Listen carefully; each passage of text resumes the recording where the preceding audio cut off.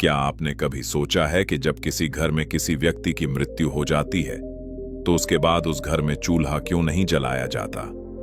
क्यों उस दिन घर में खाना पकाना पूरी तरह से वर्जित माना जाता है और पड़ोस या रिश्तेदारों के घर से ही भोजन आता है? क्या यह केवल एक अंधविश्वास और पुरानी परंपरा है, या इसके पीछे प्राचीन बौद्ध दर्शन, मानव शरीर की साइकोलॉजी और प्रकृति का कोई बहुत बड़ा रहस्य छिपा हुआ है? जब इंसान अपने किसी प्रिय को खो देता है तो वह शोक, डर और कड़वे दुखों के ऐसे बवंडर में फंस जाता है जहां उसका पूरा अस्तित्व हिल जाता है। कलयुग में लोग मृत्यु से डरते हैं, रोते चिल्लाते हैं और किस्मत को कोसते हैं। लेकिन महात्मा बुद्ध ने 2500 साल पहले मृत्यु के इस अंतिम सत्य, शोक की प्रक्रिया और जीवन की अनित्यता पर जो 5 कड़क बातें बताई थीं, उन्हें अगर आज आपने समझ लिया तो न केवल आपको इस रहस्यमयी परंपरा का सच समझ आएगा, बल्कि जीवन का सबसे बड़ा सुकून और अभय भी हासिल हो जाएगा। प्राचीन पाली ग्रंथों और बुद्ध के जीवन चरित्र में किस्सा गौतमी की एक अत्यंत अमर और प्रामाणिक कथा आती है। किस्सा गौतमी का इकलौता छोटा बच्चा अचानक बीमार पड़ा और मर गया। अपने मासूम बच्चे की मौत के सदमे में गौतमी अपना मानसिक संतुलन खो बैठी। वह अपने मरे हुए बच्चे को अपनी छाती से चिपकाए पूरे नगर में घूमती रही और लोगों से अपने बच्चे को जिंदा करने की दवा मांगती रही। लोग उसे पागल समझने लगे। अंत में किसी दयालु व्यक्ति ने उससे कहा कि केवल महात्मा बुद्ध ही तुम्हारे बच्चे को ठीक कर सकते हैं। गौतमी भागती हुई बुद्ध के पास पहुंची और उनके चरणों में गिरकर रोने लगी। हे तथागत, मेरे बच्चे को जीवित कर दो, मैं इसके बिना नहीं जी सकती। बुद्ध ने उस स्त्री के अपार दुख को देखा। बुद्ध चाहते तो उसे सीधा ज्ञान दे सकते थे, लेकिन वे जानते थे कि शोक में डूबा मन ज्ञान नहीं समझता। बुद्ध ने बहुत शांत होकर कहा, गौतमी, मैं तुम्हारे बच्चे को जीवित कर दूंगा, लेकिन इसके लिए तुम्हें एक मुट्ठी सरसों के बीज लाने होंगे। गौतमी खुशी से जाने लगी। तभी बुद्ध ने आगे कहा, लेकिन ध्यान रहे, सरसों का बीज उसी घर से लाना जिस घर में आज तक किसी की मौत न हुई हो, न किसी के पिता, न बच्चे, न पति और न ही किसी सेवक की। गौतमी उम्मीद लेकर गांव के हर घर में गई। वह जिस घर में जाती, लोग सरसों के बीज देने को तैयार हो जाते। लेकिन जब वह पूछती कि क्या आपके घर में कभी किसी की मौत हुई है, तो लोग कहते, हे गौतमी, हमारे घर में तो जीवित लोगों से ज्यादा मरने वालों की संख्या है। गौतमी सुबह से शाम तक पूरे नगर के हर दरवाजे पर भटकी, लेकिन उसे ऐसा एक भी घर नहीं मिला जहां कभी किसी की मौत न हुई हो। शाम होते होते उसका सारा भ्रम टूट गया। वह समझ गई कि मृत्यु केवल उसके बच्चे का अंत नहीं है, बल्कि यह इस ब्रह्मांड का अटल नियम है। वह अपने बच्चे के शव को श्मशान में छोड़कर वापस बुद्ध के चरणों में आ गिरी। बुद्ध ने उसे अपने पास बिठाया और कहा, गौतमी, जो जन्म लेता है उसका अंत निश्चित है।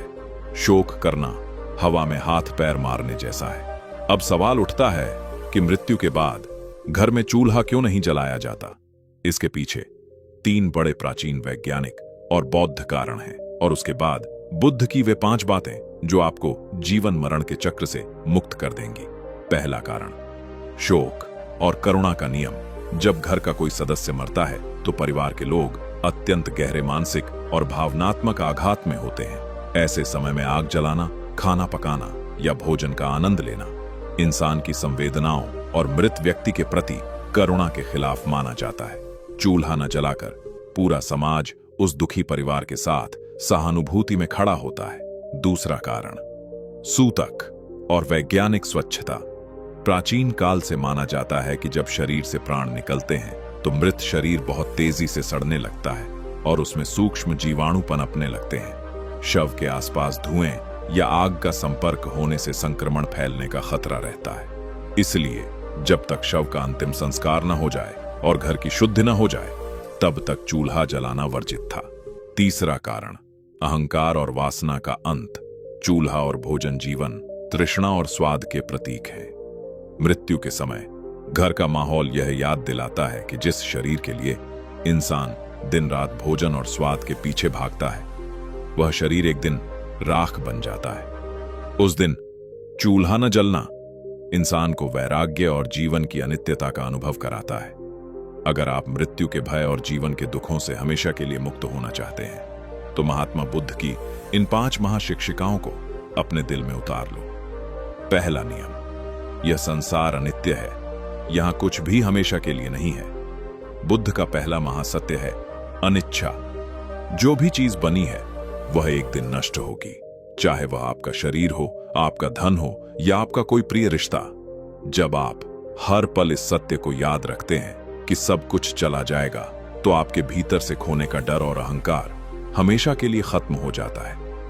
आप हर पल को पूरे होश और कृतज्ञता के साथ जीने लगते हैं। दूसरा नियम, शरीर केवल एक वस्त्र है, इससे अत्यधिक मोह मत पालो। हम अपना पूरा जीवन इस चमड़े के शरीर को सजाने, खिलाने और इसके आराम में गंवा देते हैं। लेकिन बुद्ध ने कहा था कि यह शरीर केवल हड्डियों, मांस और खून का एक ढांचा है। मृत्यु के बाद यह मिट्टी में मिल जाएगा। जो इंसान केवल अपने शरीर से मोह रखता है, वह मृत्यु के समय सबसे ज्यादा तड़पता है।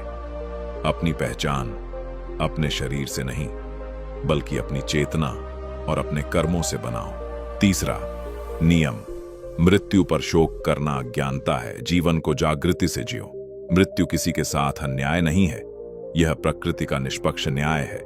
राजा हो या रंक, सबको एक ही मिट्टी में मिलना है। जब कोई चला जाए तो रोने और बिलखने के बजाय उसके जाने से यह सीखो कि आपका भी समय सीमित है। अपने समय को फालतू की बहसों, नफरत और वासनाओं में बर्बाद मत करो।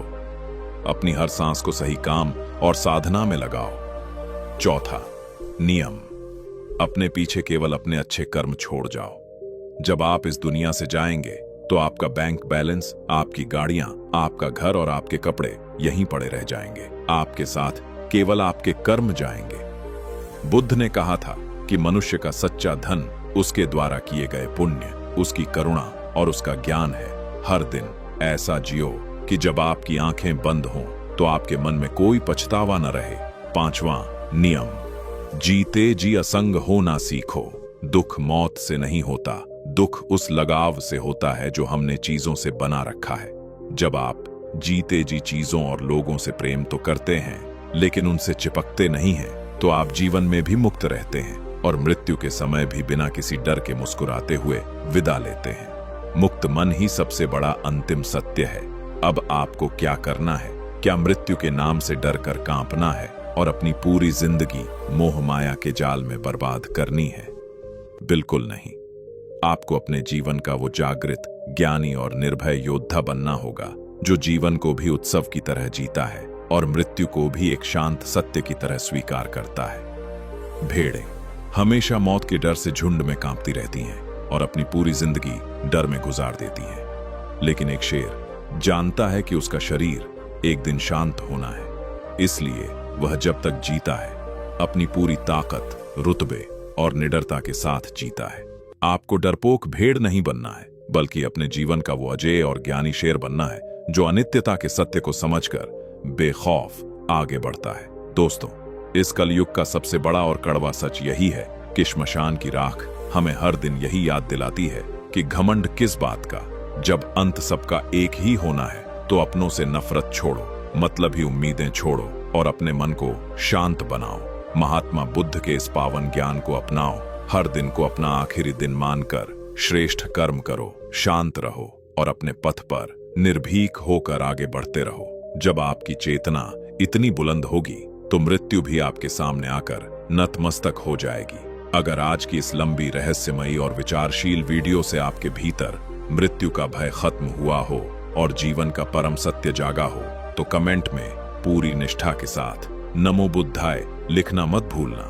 इस वीडियो को अपने सभी दोस्तों और परिवार के सदस्यों के साथ जरूर शेयर करना, ताकि वे भी जीवन मृत्यु के इस प्रामाणिक ज्ञान को समझ सकें। चैनल पर नए हैं तो सब्सक्राइब जरूर करें, ताकि आपको ऐसी ही महाशक्तिशाली और रहस्यमयी वीडियो मिलती रहे। मिलते हैं अगली एक और जीवन बदलने वाली वीडियो में। तब तक के लिए सजग रहिए, सत्य को जानिए, शांत रहिए और निडर होकर आगे बढ़िए। धन्यवाद।